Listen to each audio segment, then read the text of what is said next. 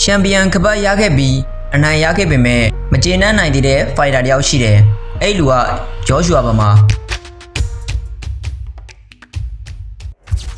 ဂျော့ရှူအာဘာကပန်နိုဂျာကိုအနိုင်ယူပြီးချန်ပီယံကပတ်ရခဲ့တယ်ဆိုတာလူတိုင်းသိပြီးသားပါသူကိုယ်တိုင်ကတော့အဲ့ဒီပွဲမှာကောင်းကောင်းလုံးမပြနိုင်ခဲ့ဘူးလို့ပြောထွက်လာပါတယ်ဒါကြောင့်ပဲသူကနောက်လာမဲ့ကပတ်ကာကွယ်ပွဲမှာတခြားဖိုင်တာတွေထက်ပန်နိုဂျာနဲ့ပဲပြန်ထိုးချင်တယ်လို့ပြောခဲ့တာပါဒီနေ့ဗီဒီယိုမှာဂျော့ရှူအာဘာကဘာကြောင့်အနိုင်ရခဲ့ပေမဲ့မကျေနပ်သေးတာလဲဘာကြောင့်ဝေဖန်တန်တွေကိုပွဲတစ်ပွဲနဲ့ပြန်ဖြေချင်တာလဲအဲ့ဒီအကြောင်းတွေကိုအပြည့်စုံပြောပြသွားမှာပါဂျော့ရှူအာဘာနဲ့ပန်နိုဂျာပွဲကိုပြန်ကြည့်ရင်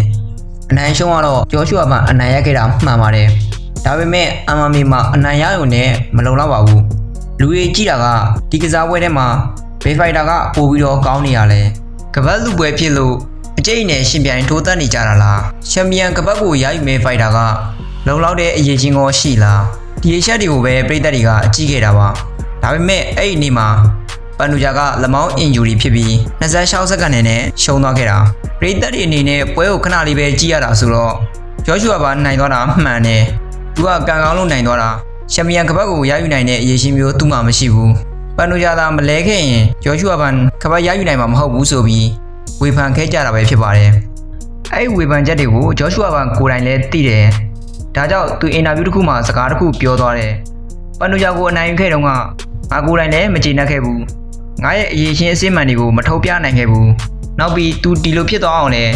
ငါတမင်တကာရည်ရွယ်ခဲ့တာမျိုးမဟုတ်ဘူးသူလည်းမကြခင်ဂျိုးဝိုင်းထဲကိုပြန်ဝင်လာတော့မှာပါနောက်ထပ်ကပတ်ကာကွယ်ပွဲမှာပန်နိုဂျာနဲ့ပဲပြန်ထိုးကျင်တယ်လို့ပြောလာတာပါဖိုင်တာအများစုကတော့အနိုင်ရရင်ပျော်ကြပါတယ်ချန်ပီယံကပတ်ရတဲ့အတွက်ပို့ပြီးတော့ပျော်ရအောင်ပါဒါအောင်ဂျော့ရှူအာဘာကမပျော်တဲ့ပြင်ကိုအရင်ဆုံးဝေဖန်နေတာဖြစ်ပါတယ်အကြောင်းရင်းကတော့ရိုးရှင်းတယ်အနိုင်ရထားပြီးသားကိုထပ်ပြီးတက်တည်ပြခြင်းတယ်ဝေဖန်တဲ့လူတွေကိုစကားနဲ့မဖြေချင်ဘူးပွဲတစ်ပွဲနဲ့ပဲငါဘာတူလဲဆိုတာပြခြင်းတယ်ပန်နိုဂျာလက်တရတက်တာနေတဲ့သတင်းတွေကိုလည်းကြားနေရပါတယ်ဂျော့ရှူအာဘာကသူသာလက်တရတက်တာပြီးကပတ်စိန်ခေါ်မယ်ဆိုရင်ငါဘက်ကတော့သူနဲ့ထိုးဖို့အဆင်သင့်ပါတခြားဖိုက်တာတွေထက်ကပတ်ကာကွယ်ပွဲကိုပန်နိုဂျာနဲ့ပဲပြန်ထိုးချင်တာပါဒါတွေကသူ့ရဲ့အားနည်းချက်ကိုငါတီးလို့မဟုတ်ဘူးငါစိတ်ထဲမှာရှိတာတခုပဲငါအဲ့ဒီနေရာနိုင်ခဲ့တဲ့ပွဲမှာငါရဲ့အရေးရှင်းတွေကိုကောင်းကောင်းထုံမပြနိုင်ခဲ့ဘူးနိုင်ရပေမဲ့ငါကိုယ်တိုင်စိတ်မချမ်းသာဘူးလူတွေကဝေဖန်နေဆိုတာထက်ကိုယ်တိုင်မကျေနပ်တာကပူရင်နာစရာပါဒါကြောင့်ပဲငါကိုယ်တိုင်ကပန်နိုဂျာနဲ့ထပ်ပြီးတော့တွေးချင်ခဲ့တာပါဒီတခါအနိုင်ရရုံမဟုတ်ဘူးဒီပွဲကိုငါအကောင်းဆုံးဖိုက်ပြီးတော့ဝေဖန်တဲ့သူတွေကိုစကားနဲ့မဖြေချင်ဘူးအော်တိုကန်ဂျိုးဝိုင်းထဲမှာပဲတက်တည်ပြချင်တာဂျော့ရှူအာဘာနဲ့ပန်နိုဂျာတို့နောက်တစ်ချိန်ခပတ်လူပွဲဖြစ်လာနိုင်အောင်မလားဖြစ်လာခဲ့ရင်ဂျော့ရှူအာဘာက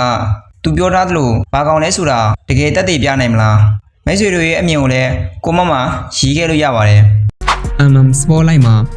UFC 1 Championship မြန်မာ Fighter တွေရဲ့အကြောင်းအရာတွေကိုနေ့တိုင်း update ပုံမှန်တင်ပေးနေမှာဖြစ်ပါတယ်။ဗန်ရဲ့နောက်ထပ်ဗီဒီယိုတွေကိုလည်းမကြာခင်တင်ပေးသွားပါမယ်။ကျွန်တော်ရဲ့ channel လေးကို like and subscribe comment လုပ်ပေးဖို့မမေ့ကြပါနဲ့လို့ပြောဆိုရင်ဗီဒီယိုကိုဒီမှာနေဆုံးသက်ရှင်ပါတယ်။